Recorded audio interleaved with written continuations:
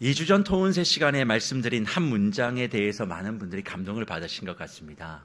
고개를 끄덕이고 내 인생을 돌아보니, 나의 사역을 돌아보니 왜 내가 그것을 이루지 못했는가에 대한 그 원인을 발견할 수 있었다, 그렇게 제게 말씀하시는 분들이 많으셨어요. 어떤 문장이 그런 분들의 마음에 와 닿았을까요? 미국의 작가인 레스 브라운이 한 이야기죠. 이런 이야기를 합니다. 한 번도 해보지 않은 일을 성취하기 위해서는 한 번도 되어본 적이 없는 사람이 되어야 된다라고 하는 이 말이었습니다. 늘 해오던 방식과 시간의 사용, 그리고 생각을 가지고 있으면서도 늘 꿈은 꾸는 거예요. 한 번도 되지 못한 일을 내가 한번 이루어보고 싶다. 그런데 그런 일들이 이루어집니까? 그것은 불가능하다는 거예요. 그 일을 정말 이루고 싶으면 자기 자신이 한 번도 되어보지 못한 사람이 되어야 된다, 그렇게 작가는 이야기합니다. 그래서 제가 사람이라는 말 대신에 교회라는 말을 넣으면 이렇게 된다라고 말씀을 드렸습니다. 한 번도 해보지 못한 사역을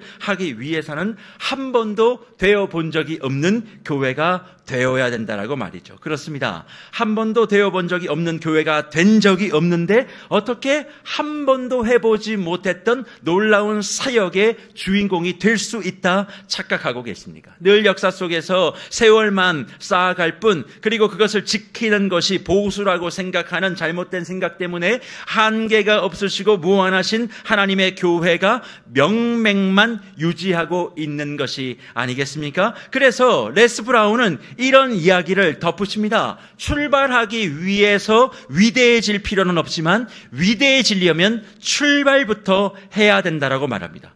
출발을 위해서는 위대해질 필요가 없대요. 하지만 위대해지려면 출발부터 해야 된다는 거죠. 늘 아무것도 하지 않고 그 자리에 있으며 환경과 여건과 사람만 늘 탓하고 어떤 일에 대하여 변명만 일관하면 아무것도 할 수 없음을 이야기하는 것입니다. 그렇습니다. 우리가 하나님 나라의 사람으로, 예수 그리스도의 제자로, 그리고 성령의 사람이라는 표대를 향해서 가야 한다면 예수를 믿어 가야 될 그 목적이 천국이 아니라 그것을 당연하게 받는 것을 넘어 천국이라는 출발점을 시작하여 내가 가야 될 곳이 있다는 거예요. 천국이 마지막 엔딩이 아니에요. 천국은 시작이라는 거예요. 천국을 예수를 믿음으로 출발하게 되어지면 가야 될 목적지가 어디인가? 그것은 하나님의 나라, 하나님의 꿈과 비전이고, 그것을 이룰 수 있는 방법은 나의 힘과 능력이 아니라 구주 예수 그리스도의 십자가 죽음과 부활의 능력인 것을 성경은 우리에게 증거하고 있습니다. 다시 말해 예수님의 십자가의 죽음과 부활이 개인인 나를 영원한 생명으로 이끄는 것이 끝이 아니라는 거예요. 예수를 믿으면 내가 천국 간다, 그게 끝이 아니라 그것은 시작이고, 구원을 받아 영원한 생명을 가진 자가 어떻게 그 삶을 시작하여 삶을 향해 갈 건지에 대하여 기록하고 있는 것이 성경의 내용입니다. 그래서 복음의 본질, 구원의 본질은요, 사랑하는 무별 여러분, 예수를 진심으로 고백하고 여러분이 회심의 역사를 경험했다면 여러분은 반드시 천국 갑니다. 그러니까 그걸로 이제 살지 마세요. 그건 이미 끝난 거니까. 여러분이 진짜 예수를 나의 주인으로 고백하고 회심하여 예수를 주인으로 모신 사람답게 살아가는 것이 이제 저와 여러분의 숙제인 거예요. 그게 복음이고 그게 구원입니다. 그래서 사도 바울이 아덴에서 이름도 없는 신들을 섬기는 사람들에게 무엇을 얘기합니까? 예수 믿으면 천국 간다고요? 예수 믿으면 돈 많이 번다고요? 예수 믿으면 너의 삶에 건강이 있을 거라고요? 예수 믿으면 너의 모든 것이 잘 풀어질 것이라고요? 를 이야기하지 않습니다. 그럼 무엇을 이야기하는가? 사실 아덴에서 바울이 이야기했던 그 복음의 내용을 알려면 사랑하는 무별들이 먼저 이해하고 생각하셔야 될 내용이 있습니다. 아덴 사람들의 머릿속에 있었던 그 당시의 가치와 철학이에요. 어렵게 들릴 수 있겠습니다만 간략하면 그렇습니다. 아덴 사람은 두 가지의 생각과 가치와 철학을 가지고 인생의 목적을 정해놓고 살았던 사람들입니다. 첫 번째는 어떤 사람들이 있었냐면 에피쿠로스 철학에 물들어 있는 사람입니다. 에피쿠로스 철학에는 뭔가 다른 게 아니에요. 이 우주는 다 우연하게 만들어졌대요. 신이라는 게 존재한다면 신은 인간과 상관없이 자기들끼리 행복하게 사는 것, 우리의 인생은 그냥 우연히 만들어졌던 자연적인 움직임. 그러니까 적자 생존, 동물의 세계는 강한 자가 결국 이기는 거잖아요. 그러니까 에피쿠로스 학파들의 생각을 가지고 있었던 사람들은 결국 강하게 되어야 된다, 그렇게 생각하며 그렇게 힘을 얻고 내가 뭔가를 강해지면 추구하는 게 뭐예요? 쾌락이에요. 쾌락, 나의 즐거움. 오직 그것을 위해 살아가는 사람들. 근데 그것이 아덴에 있는 사람들만의 모습입니까? 혹시 저와 여러분의 삶 가운데 내가 좀 뭐든지 잘 되고 부자도 되고 힘을 가지고 세상 한번 행복하게 사는 거, 쾌락 한번 느껴보는 거, 즐거움 한번 느껴보는 거. 목사님 뭐 또 쾌락 얘기하십니까? 제가 쾌락에 대해서는 몇 주 전에 설명한 적이 있어요. 무엇이 쾌락인지. 그렇게 살아가는 사람들이 일부 있었고, 또 한 부류의 사람들은 아덴의 스토아 학파, 스토아 철학에 물들어 있는 사람들이 있었는데, 스토아 학파는 어떤 사람들이냐? 세상을 그냥 물질로 봐요. 이상적인 세계도 없고 여긴 아무것도 없고 모든 게 그냥 숙면처럼 우연히 흘러간다. 그러니까 쉽게 설명하면 자연주의적인 세계관을 갖고 있어요. 윤회적인 거죠. 다 돌고 도는 거야. 목적도 없고 별로 없고 다 그냥 그런 거야. 세상은 그냥 반복되고 그렇게 되니까 의미가 없는 거지. 그러니까 결국엔 뭐예요? 착하게 살든 나쁘게 살든 중요하지 않아. 내가 오늘 만족하고 내가 오늘 쾌락적이고 내가 오늘 행복하면 돼 라고 하는 생각이 아덴 사람의 머릿속에 가득 했다는 것입니다. 그런데 그런 세계관을 가지고 있었던, 그런 인생관을 가지고 있었던 아덴 사람들에게 바울이 증거한 복음은 무엇이었을까? 그건 다른 게 아니에요. 당신이 예수를 믿으면 복을 많이 받습니다, 그런 얘기를 하지 않았습니다. 무엇을 얘기하느냐? 여러분의 인생에 시작이 있고 끝이 있다고요. 출발도 있고 마지막도 있다, 그렇게 얘기합니다. 쉽게 설명하면 저와 여러분의 인생이 어디서 시작되고 어디로 가는지 모르는 게 아니라 분명히 출발과 시작이 있으니 목적을 향해 가야 된다, 그렇게 아덴 사람들에게 이야기를 합니다. 그러면 그 목적지는 도대체 무엇인가? 다른 게 아니에요. 예수라는 거예요. 예수 그리스도가 당신의 삶의 목적이어야 된다, 그렇게 얘기하며 그 예수가 누군지를 설명합니다. 그래서 무별 여러분, 우리가 믿음을 가질 때요, 관심을 가져야 될 것은 예수를 믿음으로 말미암아 무엇을 받을까, 축복이 아닙니다. 우리가 예수를 믿는다는 신앙생활의 핵심은 예수가 누군지를 아는 거예요. 사랑하는 무별 여러분, 여러분은 예수님을 얼마나 알고 계십니까? 예수님에 대해서 설명해보라고 얘기하면 여러분이 경험하는 것 외에는 얘기하지 못할 거예요. 하지만 바울은 이야기합니다. 예수를 아는 것이 인생을 복되게 만드는 것이다. 인생이라는 것이 단지 첫 번째 쾌락, 두 번째 순환, 그래서 소멸되어지는 그런 것이 아니라 예수를 통하여 여러분의 인생은 이 땅에서의 소명자로 사는 것이다, 그렇게 말씀하고 있어요.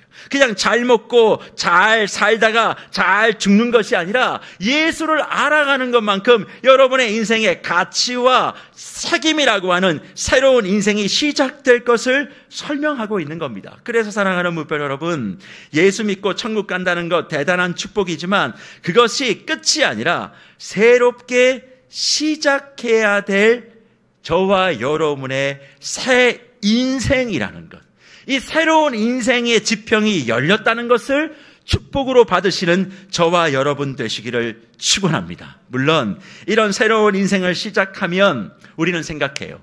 예수를 알아서 내가 새로운 인생을 시작하게 되면 뭔가 내 인생이 예수를 알기 전보다 예수를 알고 난 다음에 더 좋은 것들이 보장되어야 한다는, 더 솔직하게 얘기하면 인생에서 살아가는 필요가 모두 다 채워지는, 세상 사람들이 우아할 정도의 엄청난 축복이 보장되어야 된다라고 생각하는데 실상 어떻습니까? 예수를 알고 믿음 생활 한번 제대로 해보니까 그런 일들이 벌어질까요? 그렇지 않다는 거예요. 우리가 살아가는 현실과 현재는 사실 그런 일들이 잘 나타나지 않으니까 자꾸 마음이 어디로 갑니까? 현재의 삶은 외면하고 싶고 자꾸 내가 죽고 난 다음의 삶에만 집중하게 되어지는 모습을 보게 되어집니다. 예수를 믿어 새로운 인생이 되었으면 내 삶에 획기적인 환경 변화가 나타나야 되는데 그런 일들이 잘 일어나지 않으니까 현재의 삶보다 내가 주고 보상받을 그 영원한 인생, 천국 인생에 더 많은 관심을 가지지요. 네, 이해합니다. 또 분명히 그것을 성경에서 이야기하고 있는 말씀이기에 저도 그것을 소망합니다. 하지만 성경을 자세하게 읽어보고 아덴에서 말씀을 증거하고 복음을 증거하는 사도 바울의 이야기를 들어보면 성경은 내세 천국만을 이야기하는 것이 아니라 현실 천국을 이야기해요. 이 땅을 살아가는 너의 삶에 예수를 알아가면서 느끼고 경험하게 되는 천국을 살아가야 된다라고 얘기하는데, 많은 믿음이 좋다라고 하는 분들은 이 현실 천국은 외면하고 내세 천국에만 집중하고 있다는 것입니다. 왜 이런 일들이 벌어질까? 구원을 잘못 이해하기 때문에 그렇습니다. 사실 주님이 주시는 구원받은 인생, 구원이라는 것이 한마디로 어떻게 사도 바울이 정리하고 있는 줄 아세요? 로마서 12장 1절 말씀을 보세요. 이렇게 이야기합니다. 그러므로 형제들아, 내가 하나님의 모든 자비하심으로 너희를 권하노니 너희 몸을 하나님이 기뻐하시는 거룩한 산 제물로 드리라. 이는 너희가 드릴 뭐라고요? 영적 예배라 이야기합니다. 복음과 구원의 영광에 대해서 이야기했던 사도 바울이 로마서 12장 1절에 들어가서 새로운 인생, 복음을 경험한 구원받은 사람에게 주어지는 새로운 인생을 이야기하며 너희가 나타내야 될 삶이 있대요. 그게 뭡니까? 하나님이 기뻐하시는 거룩한 산 제물로 살아가는 것입니다. 그러면 산 제물이 뭐예요? 살아있는 제물을 드리라는 겁니다. 그러면 살아있는 제물이 뭡니까? 현실을 드리라는 거예요. 하나님이 기뻐하는 여러분의 생활을 살아내라는 겁니다. 여러분의 일상, 여러분이 몸으로 버텨내고 여러분이 몸으로 살아내고 있는 저와 여러분의 현실을 하나님 앞에 드리래요. 현실을 무시하고 저 천국을 바라보고 사는 것이 아니라 지금 여러분이 닫고 있는 모든 삶의 터전이 예수를 알아가고 예수를 닮아가고 예수를 믿어감으로 천국 되어지는 그 현실을 하나님 앞에 올려드릴 때 그것이 구원받은 사람에게 허락되어진 진짜 예배라 말씀하고 있는 거죠. 입술로 주님을 찬양하는 것 말고, 생각으로 주님을 사랑하는 것 말고, 상상으로 소망하는 천국 말고, 이 현재의 삶을 주님이 기뻐하시는 제물로 드리는 것, 이것이 예수를 믿는 구원받은 사람에게 시작되어진 새로운 인생이고, 그 새로운 인생을 살아가는 사람이 그리스도인 예수의 제자라 말씀하고 있는 겁니다. 그런데 문제가 있어요. 어떤 문제가 있느냐? 우리가 살아내야 될 현실 천국의 현재 상황은 힘들다는 거예요.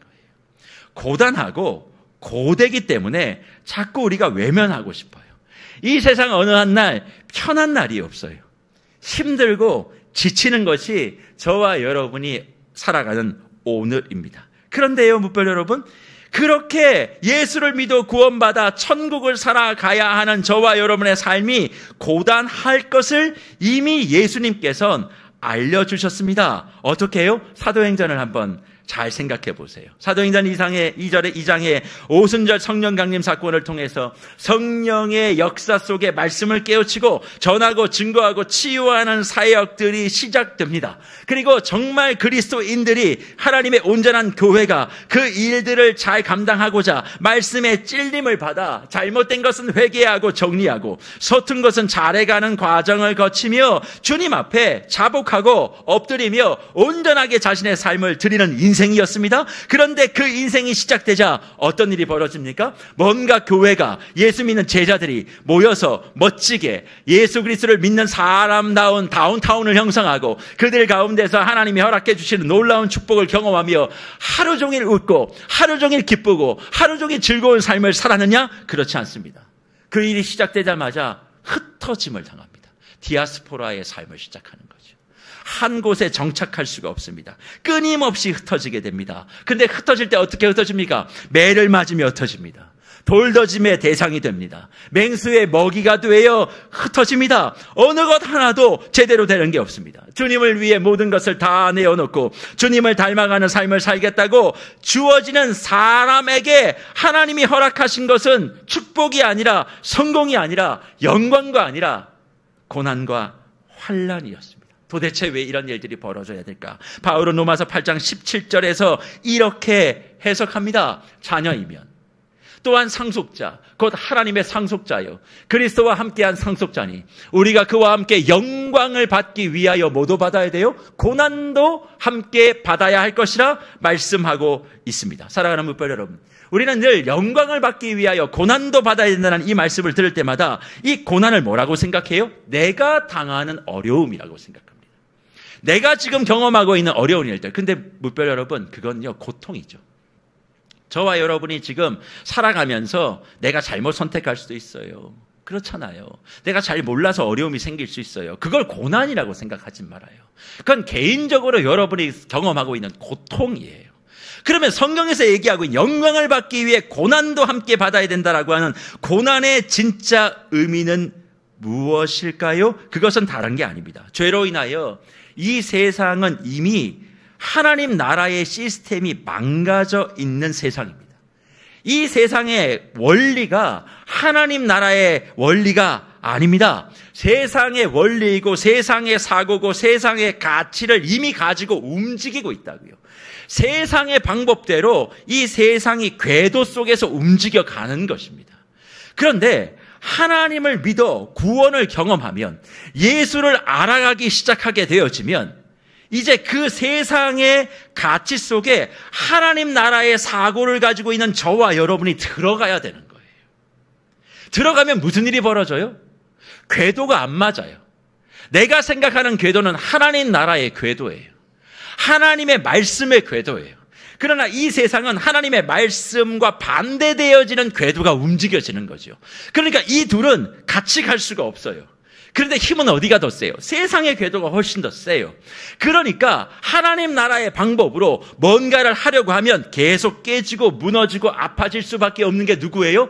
예수를 알고 닮아가며 이 세상을 천국으로 생각하며 살아가려고 하는 그리스도인들이 고난을 받게 되는 것이죠. 그게 고난이에요. 그래서요, 사람들이 타협하는 거예요. 고난이 싫으니까 예수의 궤도를 뒤로 하고 세상의 궤도로 살아가는 겁니다. 사랑하는 무별 여러분, 여러분 정말 예수를 진짜 믿잖아요? 외로워지고 쓸쓸해집니다. 우리가 이렇게 같이 다 예배드려도요, 진짜 예수를 믿는 사람들은 외로워요. 하나님의 나라와 하나님의 방법과 하나님의 가치를 이야기하면 들어주지 않습니다. 이해를 못해요. 모두가 다 교회에 나와 있으니까 다 예수 믿는 사람 같아 보이죠? 아니요. 여러분 일주일 동안 하나님의 말씀과 가치와 법리대로 행동하셨습니까? 아닐걸요? 타협하신 거 분명히 있으실걸요? 그러니까 세상 살아가는 거 뭘 얘기합니까? 고지식하게 신앙생활 하지 마라. 지혜롭게 신앙생활 하는 거다. 그 지혜가 뭐예요? 세상의 궤도 위에 올라타라는 얘기입니다. 그걸 지혜롭다고 얘기해요. 그걸 은혜롭다고 얘기합니다. 아니요. 은혜와 지혜는 세상의 궤도 위에 나는 올라갈 수가 없어요. 오직 하나님의 말씀의 궤도대로 살아가니까 늘 힘들고 어려운 현실이 이루어지는 것 아니겠습니까? 그런데 주님도 이 고난을 친히 경험하셨죠? 어떻게 그렇게 하셨습니까? 이 땅에 오셔서 부활의 영광을 앞에 두고 예수님께서 고난 당하셨을 때 우리는 그 고난을 그냥 채찍 맞고 못 박히고 그렇게 했던 고난이라고 생각하지만 진짜 예수님의 고난은 뭔 줄 아십니까? 이 세상의 시스템 속에 하나님의 나라, 복음이신 그분이 오셔서 경험하게 되어지는 고난이에요. 모든 사람들의 생각이 예수님의 생각과 달라요. 말이 섞이지가 않는 거예요. 그러니까 예수를 알아가면 알아갈수록 힘든 거죠. 어려운 거죠. 외로운 거죠. 그래서 주님이 늘 하시는 말씀이 뭡니까? 항상 내가 너와 함께 할 것이다. 그 말씀 붙들고 진정으로 예수를 믿는 사람들은 살아가는 것입니다. 그리고 이것이 복음을 통해서 자신의 삶과 생활과 일상을 그리스도 체계로, 그리스도의 복음의 궤도 위에서만 살아가는 사람에게만 이 말씀이 주어진 거예요. 그러니까 예수를 믿음으로 말미암아 구원을 받았다라고 그냥 우리가 편하게 있을 것이 아니라 내 삶의 궤도가 정말 하나님의 나라 방법대로인지 아니면 세상 방법대로인지, 세상 방법대로 살아가고 있으면 여러분 상속자 아닙니다. 여러분은 고난받고 있지 않아요. 그냥 고통을 받고 있을 뿐이지. 고난을 받아야 영광을 받는 거예요. 하나님이 원하시는 방법대로 교회도 가정도 직장도 내 삶의 터전도 운영되면 고난을 당하게 돼 있어요. 사람들이 대화가 안 된다고요. 근데 내가 세상 사람들과 대화가 잘 돼요? 한번 스스로 의심해 봐야 돼요. 사람들이 성품이 나쁘다 이런 얘기가 아닙니다. 좋은 건 다 좋아야 돼요. 하지만 무언가를 결정하고 세상을 바라보는 가치와 세계관이 세상 사람들과 달라야 된다는 거예요. 그런데 모든 이들이 그렇지 못하면 주님이 말씀하신 영광의 자리에 우리가 들어갈 수 없다는 것 아닙니까? 그래서 지금 사도행전 17장에서 현실 천국을 설교한 바울이 자신이 감옥에 갇혀서는 무엇을 말씀하고 있는 줄 아십니까? 빌립보서 1장 29절과 30절 이렇게 얘기합니다. 그리스도를 위하여 너희에게 은혜를 주신 것은 다만 그를 믿을 뿐 아니라 또한 그를 위하여 고난도 받게 하려 하심이라. 너희에게도 그와 같은 싸움이 있으니 내가 너희 안에서 본 바요 이제도 내 안에서 듣는 바다. 그렇게 말씀합니다. 다시 말해 고난이라는 것이 어떤 일을 함으로 받게 되는 그런 책임 혹은 짐이 아니라 그분이 나의 삶에 들어오셔서 함께 살아가야 하는 저와 여러분의 일상이 고난이라는 거예요. 예수가 들어오면 고난이 시작되는 겁니다. 그래서 너희도 그와 같은 싸움이 있대요. 예수를 알아가고 예수를 증거했고 당대의 최고의 능력을 가진 사도 바울이 감옥에 갇힌 잉여의 몸이 됩니다. 그러면서 이런 싸움 너도 싸워야 돼. 왜? 예수가 내 안에 들어오면 고난의 시작이야. 다른 고난이 시작되는 게 아닙니다. 세상 사람들의 가치와 이해되지 아니하는 삶을 살아야 되니까 그게 고난이라고 말씀하는 거예요. 그런데 무별 여러분, 더 엄밀하게 한번 생각해 보자고요. 그러면 예수가 내 안에 들어와서 고난이 시작되면 그 고난의 삶이 누구에게 주어진 거라고 생각하세요? 잘 한번 생각해 보세요. 예수를 믿음으로 고백하여 그 예수가 내 삶에 들어왔어요. 나와 항상 함께해요. 그러면 내 삶은 예수님과 내가 함께 걸어가는 거 아니에요? 그러면 고난이 시작되는데 그 고난은 내게 주어진 고난일까요? 예수님이 시작하는 고난일까요? 생각해 보면 목사님 내가 힘든 건 아닙니까? 그렇게 생각하지만 아니요. 예수님이 더 고난이죠. 왜 그런가? 요한복음 1장 14절에서 주님이 이렇게 말씀합니다. 말씀이 육신이 되어 우리 가운데 거하심에 우리가 그의 영광을 보니 아버지의 독생자의 영광이요 은혜와 진리가 충만하더라 말씀합니다. 말씀이 육신이 되어 우리 가운데 거하면 그의 영광을 봐요. 말씀이 예수님입니다. 성육신 하셔서 우리 가운데 거하셨어요. 그러니까 예수를 통하여 영광을 보지만 예수님은 이 세상에서 뭘 지셨어요? 고난을 지셨어요. 그 고난을 대신 저 주심으로 영광을 본 거라 말씀하고 있지 않습니까? 그러니까 결국 그 예수가 내 안에 들어오게 되면 저와 여러분은 세상의 책이에요. 죄인이라고요. 죄인 속에 하나님 나라이신 그분이 들어오게 되어지면 성령과 함께 동행하는 삶이 시작되어지면 내가 괴로운 게 아니라 그분이 괴로운 거예요. 그분의 괴로움이 있어서 성령이 뭐합니까? 말할 수 없는 탄식으로 저와 여러분을 위해 기도해 주신다. 그렇게 얘기하는 거예요. 사실 저와 여러분을 바라보면서요 고통스러우신 건 예수님입니다. 왜 그렇게밖에 하지 못하니? 네가 그렇게밖에 하지 못하는 이유가 도대체 뭐니? 그러니까 늘 중보하며 성령께서 주시는 그 힘과 능력으로 우리가 선한 길로 가도록 성령이 그 고통을 감내해 주시는 것 아닙니까? 그런데 그 고난을 주님과 함께 통과하면 우리는 말씀을 통해 뭐가 봐요? 예수를 통해 무엇을 봅니까? 주의 영광을 보여주니까 저와 여러분의 지금의 현실의 삶을 받아들이며 상황은 어려워도 주님이 함께 하시고 주님이 내 삶의 고난을 대신 짊어주시는 것 때문에 살아갈 수 있는 것입니다. 그래서 묵별 여러분, 그리스도 예수도 이 땅에 계실 때 그렇게 저와 여러분보다 훨씬 더 속상해하시고 우셨다는 사실을 알고 계십니까? 하나님이신 그분이, 천지를 창조하신 그분이 이 땅의 육신과 세상 시스템 속에 들어와 힘들어하시며 우셨어요. 그걸 어떻게 기록하는 줄 아십니까? 히브리서 5장 7절을 보십시오. 그는 육체에 계실 때에 자기를 죽음에서 능히 구원하실 이에게, 자기를 죽음에서 능히 구원하실 이에게 뭐예요? 심한 통곡과 눈물로 간구와 소원을 올렸고 그의 경건하심으로 말미암아 들으심을 얻었느니라. 그렇게 말씀하고 있습니다. 우리는 이 말씀을 들을 때 생각해 봐야 될 게 있어요. 예수님도 우셨대. 분명히 통곡과 심한 통곡과 눈물과 간구와 소원을 누구에게요? 하나님께 올려드렸대요.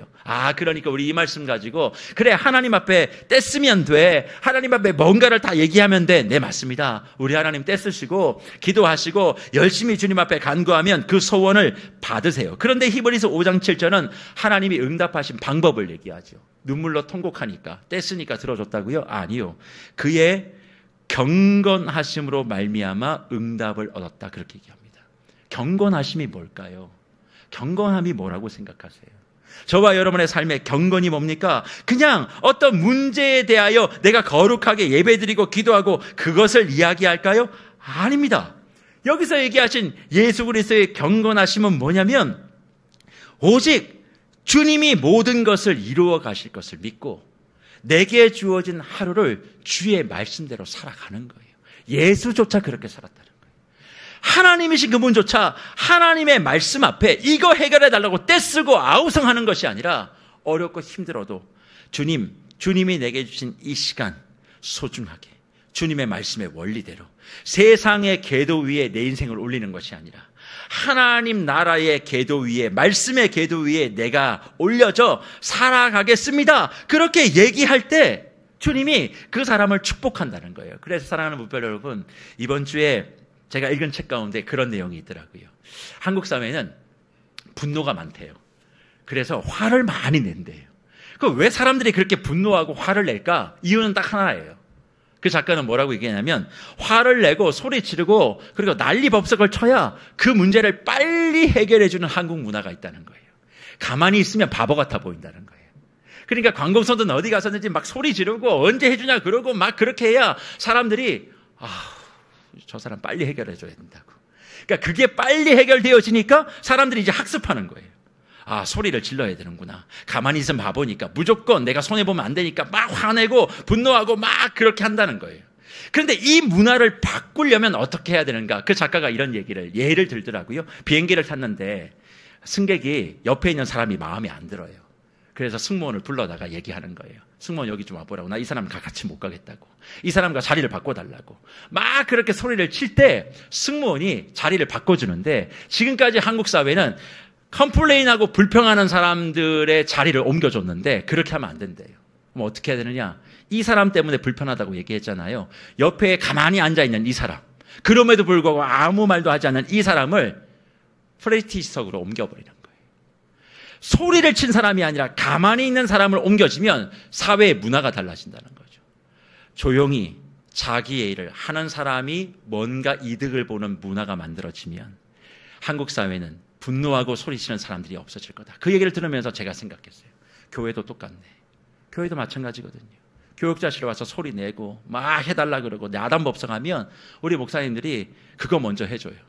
근데 제가 목사님들에게 얘기했어요. 와서 소리 지르고 하면 해주지 마라. 그거 해주지 말고 오히려 조용하게 자기 일을 묵묵하게 하며 희생하고 손해보는 사람들을 찾아서 그분들의 필요를 채워주면 교회는 이런 곳이구나. 내가 소리치고 야단법석하고 난리친다고 들어주는 거 아니구나. 그렇게 생각하여 문화가 바뀐다는 거예요. 바울이 지금 그 얘기를 하고 있는 거예요. 내가 지금 살아가고 있는 궤도를 바꾸는 거예요. 믿음은 그런 거예요. 궤도 위에 내가 KTX가 되느냐 무궁화호가 되느냐 또 연식이 나옵니다만 비둘기호가 되느냐 그런 건 중요하지 않아요. 핵심은 궤도를 바꾸는 거예요.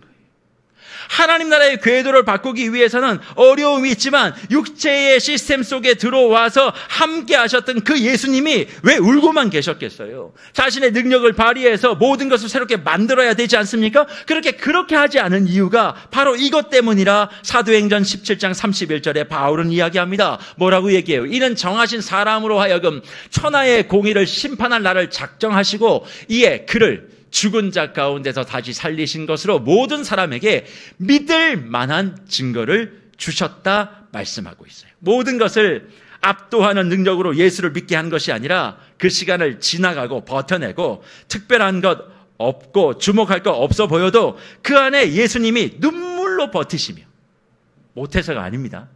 할 수 없어서가 아니에요. 그런 시간을 지나가면서 주님이 우리 안에 거하시고 그것을 통해 주의 영광을 보는 인생이 진짜 구원받은 인생, 이 세상을 천국으로 살아가는 인생임을 보여주시고자 그렇게 하셨다는 겁니다. 그러니 무별 여러분, 이 땅을 천국으로 살아가는 건 여러분이 원하는 것을 다 받는 그런 인생이 천국 인생이 아니에요. 주님이 원하시는 삶의 시스템을 걸어가며 눈물 흘리고 고난을 경험하며 그 속에 예수님을 더 깊이 알아 주님이 말씀하시는 그 영광을 보는 인생이 천국 인생이라는 겁니다. 그래서 무별 여러분, 하나님의 일하심을 인정하는 것이 단지 하나님을 믿는 것이 내가 생각하는 이상의 것들이 내 눈앞에서 막 펼쳐지는 것이라고만 생각하지만 아니에요. 아무 일도 안 일어날 수 있어요. 내가 예수를 믿고 사랑하고 온 마음을 다 헌신했는데 내 현실에 아무런 일이 안 일어날 수 있음에도 예수로 살아가는 것이 이 땅을 천국으로 살아가는 것임을 기억하는 저와 여러분들 되시기를 축복합니다. 예수를 믿는다는 것이 예수를 믿어 내가 생각하지 못하는 그런 일들이 막 시작될 수도 있고요. 이해할 수 없는 이들을 만나 경험하여 기대와 다른 현실이 내게 다가오는 일들이 맛볼 수도 있습니다. 그럴 때 그런 시간과 그런 사건과 그런 일들을 원망하지 않고 제대로 이해하고 이해할 수 있는 유일한 길이 바로 예수님이 걸어가셨던 그 길을 알아가는 거예요. 바울은 지금 아덴 사람들에게 그걸 이야기해요. 뭐 신을 믿음으로 당신이 쾌락적이 되고 뭐 행복해지고 이런 게 아니라 예수가 누군지에 대해서 계속 설명하는데 저와 여러분들은 예수는 누군지는 관심 없어요. 그냥 예수를 통해서 내가 복 받는 것만 관심 있는 거죠. 그게 예수 믿는 게 아님을 오늘 성경은 우리에게 말씀하고 있는 것입니다. 그래서 그 예수를 진짜 알고 믿으면 뭐가 보여지는 줄 아세요? 실패했지만 그 일이 이루어지지 않았지만 그 실패 속에서 하나님의 일하심이 없는 게 아니라 하나님의 존재하심이 보게 된다는 거예요. 누구와 같이요? 예수 그리스도가 고난과 십자가 죽음의 모습 속에서 하나님이 하신 그 일을 보고 부활을 계획한 그 일과 같이요. 그 실패를 영광으로 만들어내는 하나님의 역사하심을 저와 여러분이 보게 된다는 겁니다. 이게 보이지 않으면, 이게 확인되지 않으면 지금 일어나는 실패, 우리가 경험하게 되어지는 그런 답답한 일들 속에 저와 여러분이 고백하는 것은 절망과 낙심밖에 없어요. 그래서 보세요. 예수 믿는데 왜 전부 다 와서 한숨만 푹푹 쉬어요? 예수 믿는데 왜 안 된다고 그렇게 원망만 해요? 내 평생 수십 년 동안 이렇게 헌신하고 충성했는데 왜 이렇게 일이 안 풀리냐고 그렇게 한탄하며 가슴에 멍이 들 정도로 한탄하시며 그렇게 눈물 짓는 분들이 많으신 이유예요. 근데 그렇게 예수를 믿으면요, 예수 믿는 즐거움과 기대는 하나 없고요, 탄식만 교회에 가득하게 될 거예요. 우리 교회에는 그런 탄식이 없습니까? 그런데 문제는 뭐예요? 그런 탄식이 울려나는 소리 속에서 강단 위에서는 뭘 자꾸 이야기해요? 쉬지 말고 기도하라고, 열심히 충성봉사 열심히 하라고, 너의 믿음이 부족해서 그런 거라고 자꾸만 우리가 해왔던 믿음의 부족함만 이야기하니까 자꾸 강요로 느껴지잖아요. 아니 내가 얼마를 더 믿어야 돼? 내가 예수를 믿잖아. 근데 왜 이렇게 안 돼? 내가 얼마를 더 봉사 충성해야 돼? 내가 수십 년을 그렇게 해왔는데 왜 이게 안 들어주는 거야? 라고 그렇게 자꾸 가르치니까 무슨 일이 벌어집니까? 자신의 삶이 이해가 되지 않는 거죠. 사람은요 다 자기가 제일 잘한 줄 알아요. 자기가 엄청나게 열심히 한 줄 알아요. 사실 그런 착각이 있어요. 우리가 좀 살기는 해요. 다 착각 속에 사는 거예요. 내가 우리 교회에서 제일 많이 했다, 그렇게 착각하는 거거든요. 사실 그 착각 없으면 사실 우리가 제정신으로 살 수는 없어요. 다 자기 잘난 맛에 살아야 되니까. 그런데요, 그렇게만 생각하면 내가 열심을 다했는데 결과가 없잖아. 그러니까 이해되지 않는 거예요. 누가? 예수가, 신앙이, 교회가. 그러니까 선택지는 뭐예요? 교회를 떠나고 예수를 떠나는 거죠. 그렇게만 가르치는 거예요. 더 열심히 해, 더 충성해, 더 봉사해, 더 섬겨, 더 헌신해. 믿음이 부족해서 그래, 기도가 부족해서 그래. 아니 그렇게 기도했는데, 그렇게 믿었는데 왜 안 돼? 그게 결국 교회를 어렵게 만들고 사람들을 수없이 떠나게 만들었다는 겁니다. 하지만 바울은 이야기합니다. 우리에게 필요한 건 그런 게 아니라고. 너의 믿음이 부족해서가 아니라 네가 예수를 잘 몰라서 그런 거라. 예수를 알아야 되는데, 예수를 아는 일에 더 집중해야 되는데, 예수를 믿어 너희에게 시작된 일은 예수를 알아가는 일이고 예수를 알아가는 것만큼 살아가는 것인데, 이상하게 예수를 믿어 천국을 가는 구원받은 사람이 되면 예수 아는 일에 관심이 별로 없어요. 뭐에 관심이 있어요? 예수를 통해 받을 복에 관심이 있더라 이 말이에요. 그러니까 그게 이루어지지 않으니까 자꾸 교회를 떠나는 일들이 벌어지는 것 아닙니까? 그래서 하나님은 뭘 말씀하시냐? 내가 너에게 이루어진 모든 일에 대해서 전폭적인 인정을 하라는 거예요. 이 인정이 도대체 뭔가? 하나님이 하셨다는 것을 인정하게 될 때, 하나님이 이루신 일이라는 것을 내가 알게 될 때, 예수 그리스도가 십자가 앞에서 순종한 순종이 무엇인지, 또 예수 그리스도 안에서 자기를 부인하고 걸어가는 것이 무엇인지를 알게 된다는 겁니다. 사랑하는 목별 여러분, 여러분의 삶을 하나님이 돌보고 계신다는 것을 인정하시면 그만큼 하나님을 알아가는 거예요. 저와 여러분의 삶에 자꾸 신앙이 흔들리는 이유는요, 여러분이 하나님 몰라서 그래요. 그냥 하나님을 그냥 도구로 사용하고 싶은 것 뿐이에요. 내가 뭔가 좀 힘이 부족하니까 그걸 좀 커버할 수 있는 그런 힘. 그러니 알아가십시오. 신앙은, 믿음은 그냥 한번 믿고 끝나는 게 아닙니다. 거기서부터 출발이에요. 예수를 알고, 복음을 알고, 말씀을 알고, 하나님을 알고, 천국을 알고, 교회를 알고, 이웃을 알고. 근데 모르니까 못하죠. 그러니까 관심은 오직 하나. 주님, 잘 되게 해주십시오. 수십 년 평생 신앙생활하면서 그거 말고 뭘 하셨습니까? 정말 예수를 알기 위해서 목사와 치열하게 말씀 가지고 얘기하신 적 있어요? 없잖아요. 예수 그리스도가 무엇을 얘기하는지 무릎을 꿇고 말씀을 가르쳐달라고 애원의 전 보신 적 있습니까? 없잖아요. 말씀을 깨우쳐달게 해달라고 금식하신 적 있으십니까? 없잖아요. 그러니까 나의 현실이 해석되지 않으니까 뭔가 하나가 좋아지면 웃고 하나가 나쁘면 울고. 근데 대부분 다 안 되죠. 그러니까 낭망하고 낙심하고 엎드려져 있는 성도들이 교회 안에 너무 많다는 거예요. 예수를 믿어 예수의 인생과 순종과 예수 그리스도의 생애에 나타난 부활의 반전을 우리가 알고 기억하지 못하니까 우리는 이 땅에서 혹은 내가 받아야 된다라고 하는 보상과 상급만 주목하게 된다는 거죠. 저는 사랑하는 세계로교회 모든 묵별들이 이런 차원의 신앙을 탈피하시는 은혜가 있기를 간절히 축복합니다.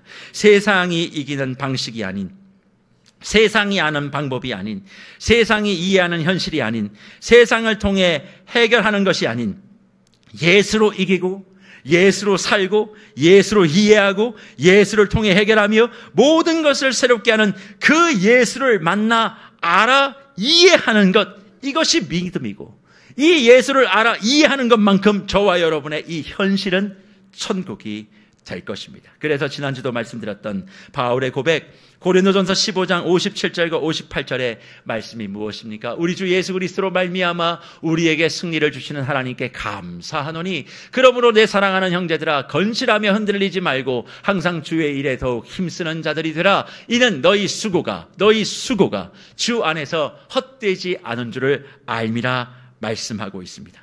사랑하는 묵별 여러분, 내 수고가 헛되지 않은 줄 안다라고 하는 이 말씀의 의미가 무엇인 줄 아십니까? 우리는 이걸 얘기하면 대부분 다 이렇게 생각합니다. 그래, 내가 한 열심, 내가 한 노력, 내가 한 어떤 땀 흘림, 이런 것 주님이 헛되지 않게 해주시는 거야 라고 생각하시죠? 하지만 바울이 얘기했던 이 수고는 그런 말이 아닙니다. 이 말은 헬라어 말로 코포스라고 하는 말인데, 이것은 날카로운 곳에 베어진 상처를 이야기를 합니다. 날카로운 것에 벤 상처를 이야기를 해요. 그러니까 주님이 너의 수고를 헛되지 않게 해주시겠다는 말은 너의 상처, 어떤 상처입니까? 내가 원하는 대로 안 되는 상처가 아니에요. 세상이 만들어놓은 하나님과 전혀 상관이 없는 세상의 궤도 위를 살면서 하나님의 궤도 위를 살아가는 사람들이 받게 되는 상처예요. 내가 그냥 서운한 거 말고요. 그거 상처 아닙니다.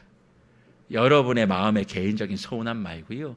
이 세상의 시스템이 하나님 나라 시스템이 아닌데 하나님 나라 사람으로 하나님 나라 생각으로 살아가다 보니까 100번도 실패하고 1000번도 실패하고 10,000번도 상처받는 거예요. 근데 그 상처를 내가 헛되지 않게 해주겠다. 어떻게 헛되지 않게 해주십니까? 그렇게 실패가 있고 억울함이 있고 답답함이 있어도 주님이 괜찮다 말씀하시는 거예요. 왜? 내가 예수를 믿습니다. 살아계신 하나님은 나와 함께 하십니다라고 하는 그 신앙의 고백 위에 나의 상처, 나의 실패를 담아서 처리해버리니까 아무 문제가 생기지 않는 거예요. 예수를 알아가면 알아갈수록 이런 일들이 다 이해가 돼버리는 겁니다. 그러니까 사랑하는 묵별 여러분, 내가 실패하고 못나고 후회하고 한숨 쉬며 눈물 지으며 이렇게 고백하시는 분들 있죠. 이번 생은 망했다고.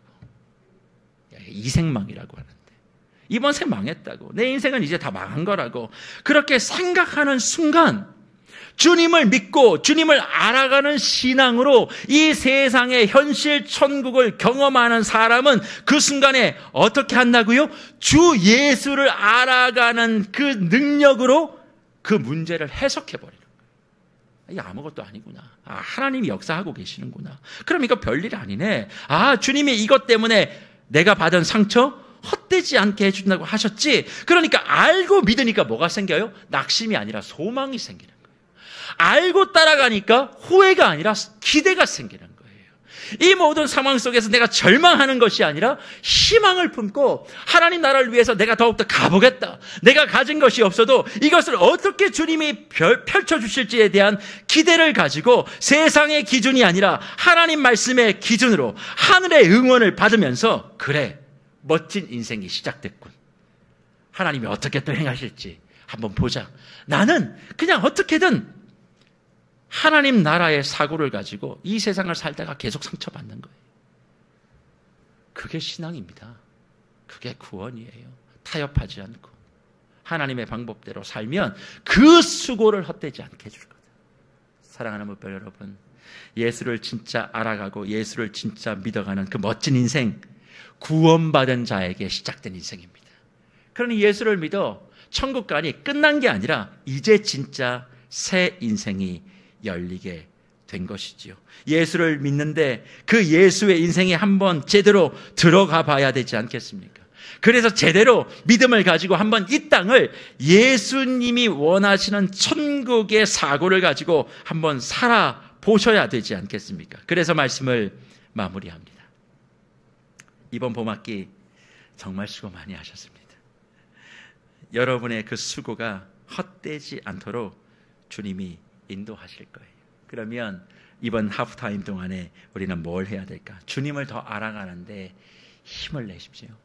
먹고 사는 일이 아무리 바빠도 하나님을 알아가는 그 시간을 내어서 그 예수의 순종과 그분의 반전과 그분의 기적이 도대체 무엇인가? 그것이 내 삶에 이루어지는 축복이 도대체 무엇인가를 무엇을 통해서요? 말씀을 통해서요. 아무리 바빠도 큐티 모임 하셔야 됩니다. 말씀 통독하셔야 되고 필사하셔야 되고 방학 동안에 그런 시간들을 가져서 저와 여러분의 인생의 가장 위대한 시간, 위대한 인생을 설계하는 이번 하프타임으로 모든 시간들을 살아가시는 저와 여러분들 되시기를 축복합니다. 그래서 구원은 뭐냐? 복음은 뭐냐? 천국은 뭐냐? 바울이 아덴 사람에게 이야기했던 것처럼 예수를 아는 것입니다.